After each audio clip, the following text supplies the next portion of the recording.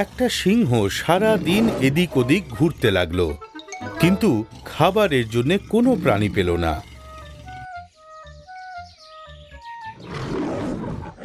সকাল থেকে বিকেল হয়ে গেল। তখনই ও একটা গুহা দেখতে পেল।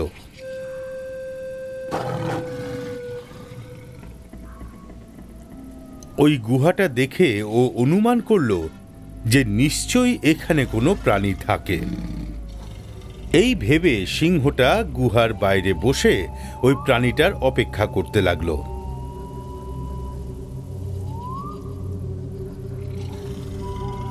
অনেকক্ষণ অপেক্ষা করার পর যখন ও কোনো প্রাণীর দেখা পেল না, তখন ও অনুমান করল যে হয়তো ভেতরে কোনো প্রাণী লুকিয়ে আছে। তখন সিংহটা গুহার ভেতরে গিয়ে দেখল, আর ওর অনুমান সঠিক বেরোলো। গুহার ভেতরের গন্ধ শুঁকেও বুঝে গেল যে এখানে অবশ্যই কোনো প্রাণী আছে। ও গুহার ভেতরে বসে খাবারের জন্য অপেক্ষা করতে লাগলো। ও ভাবল যে রাতে কোনো না কোনো প্রাণী অবশ্যই আসবে। আজ ওই প্রাণীটাকেই মেরে নিজের খিদে মেটাবে। ওই গুহাটা ছিল একটা খ্যাঁক শিয়ালের। ও রাতের বেলা ওই গুহাটায় এলো। ও গুহায় ঢুকতে ঢুকতেই সিংহের পায়ের ছাপ দেখতে পেল। কিন্তু সিংহের ঢোকার পায়ের ছাপ তো ওখানে ছিল, কিন্তু বেরোনোর তো ছিল না। তখন ওর বুঝতে অসুবিধে হলো না যে ভেতরে কোনো সিংহ লুকিয়ে আছে।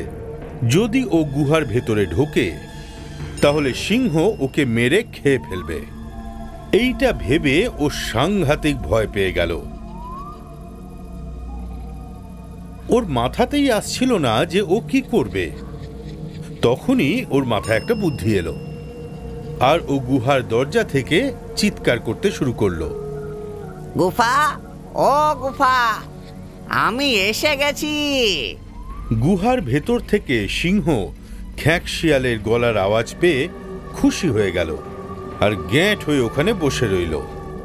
ও ভাবতে লাগলো, এবার তো শিকার পেয়ে গেছি। খ্যাঁক শিয়াল আবার চেঁচিয়ে বলল, গুফা, ও গুফা, আজকে তুমি এত চুপচাপ কেন? আমার কথার কোনো উত্তর দিচ্ছ না যে তুমি। সিংহ তো একেবারে শিকার করার জন্যে তৈরি হয়ে বসেছিল। ও আমার গুফা, আজকে তোমার হয়েছে কি বলো তো? আমি এতক্ষণ ধরে দরজার সামনে দাঁড়িয়ে আছি, আর তুমি আমাকে ভেতরে ডাকছই না যে।